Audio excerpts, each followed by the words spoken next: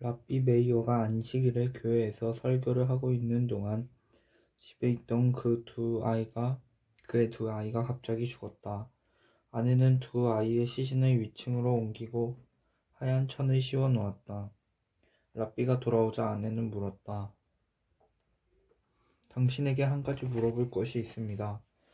어떤 사람이나 값비싼 보물을 맡기면서 잘 지켜달라고 부탁한 뒤 돌아갔습니다. 그런데 그 사람이 예고도 없이 불쑥 나타나 맡겼던 보물을 돌려달라고 하면 어떻게 해야 좋을까요? 랍비는 생각해볼 여지도 없다는 듯 그런 경우에는 즉시 주인에게 돌려주어야 해요. 라고 대답했다. 그러자 아내는 사실은 방금 하나님께서 귀중한 보물 두 개를 찾아가 버리셨습니다. 하고 말했다. 충분히 납득한 랍비는 아무 말도 하지 않았다. 한 노인이 정원에서 나무를 심고 있었다. 때마침 그곳을 지나갔던 나그네가 그것을 보고 물었다. 도대체 노인께선 언제 그 나무에서 열매를 거둘 수 있으리라 생각하십니까? 노인은 70년쯤 지난 뒤에나 결실을 볼 수 있을 거라고 대답했다. 나그네는 다시 물었다. 노인께서 그토록 오래 사실 수 있겠습니까? 그러자 노인은 아니 그렇지 않아. 그러나 내가 태어났을 때 과수원에 있는 많은 유실수엔 열매들이 풍성하게 달려 있었다네. 이는 아버님께서 채 태어나지도 않은 나를 위해 나무를 심어 놓으셨기 때문이지.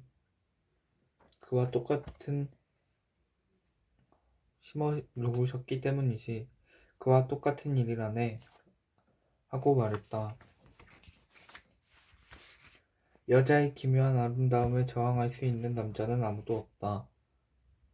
여자의 질투심에는 단 한 가지 원인밖에 없다. 여자는 자신의 외모를 가장 소중하게 생각한다.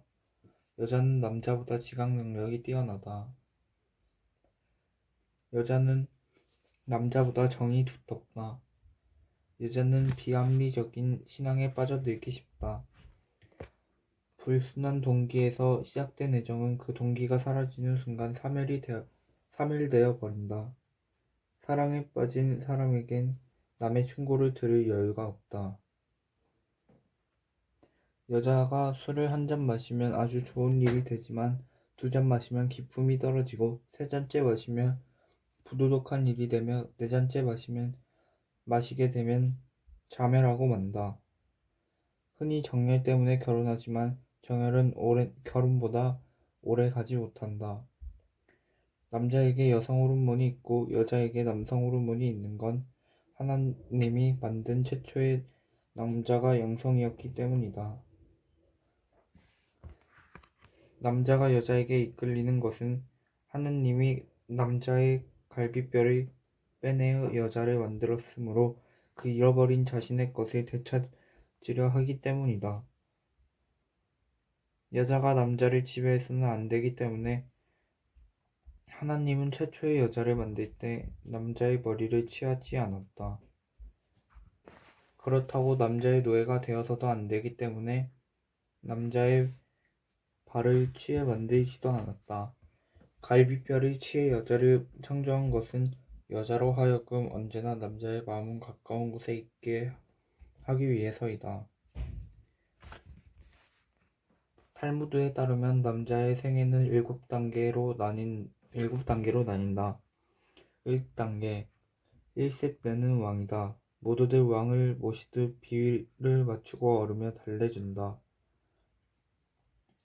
2단계 2세 때는 돼지다.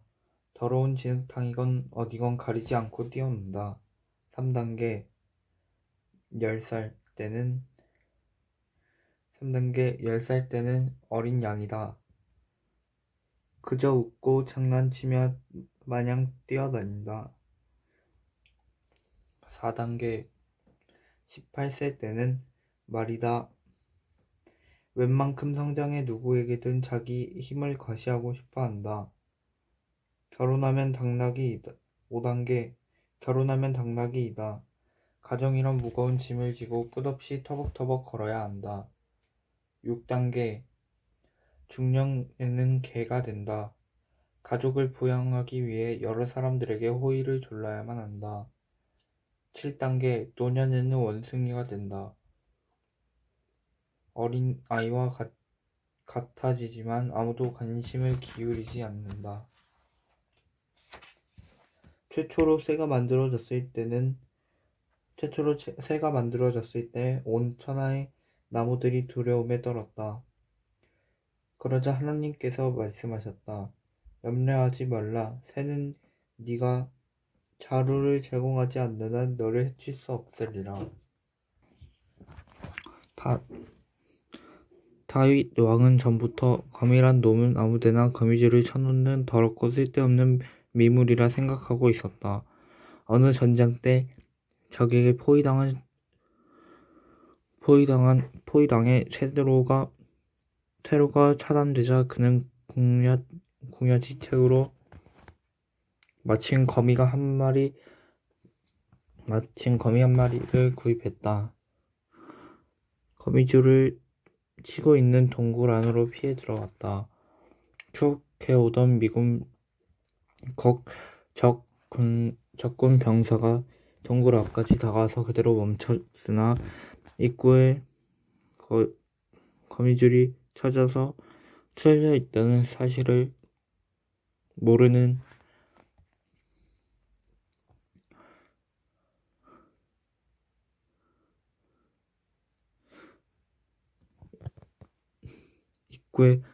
입구에 거미줄이 쳐져 있는 것을 보고는 그대로 돌아가 버렸다.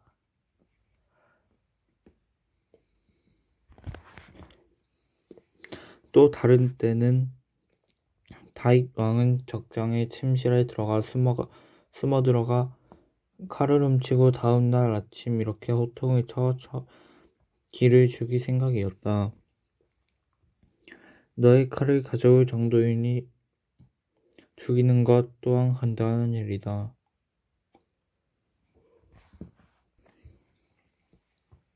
하지만 그런 기회는 좀처 오지 않았다. 어느 날 결국 침실 안까지는 숨어 들어갔지만 칼이 적장의 발밑에 깔려 있어 아무리 애써도 빼낼 수가 없었다. 어쩔 도리가 없어 다윗 왕이 되돌아가려고 했을 때 모기 한 마리가 날아와 무작정 적장의 발끝에 앉았다. 적장은 무의식 중에 바로 움직였고 다윗 왕은 그 순간을